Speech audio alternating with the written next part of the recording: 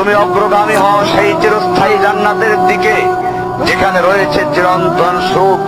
যা মন চাইবে তাই পাবে, যা আদেশ করবে তাই দেওয়া হবে।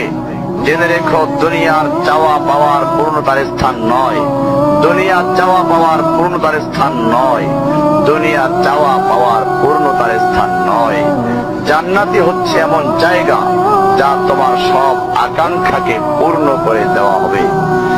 চির কিশোর সেবকগণ, চির যৌবনা সঙ্গিনীগণ, ফল মূল, গোস্ত, দুধের মধুর শরাবের নহর, উত্তম বাসস্থান ও বিছানা, চির আরাম, চির যৌবন, চির সুখ, অসংখ্য নেয়ামতের মাঝে সবচেয়ে বড় নেয়ামত হবে তুমি আল্লাহকে দেখবে। শুধু তোমাকে এটা বলাই যথেষ্ট মনে করছি, সবচেয়ে কম মর্যাদার যে জান্নাত লাভ করবে তা হবে দুনিয়ার 10টির সমান।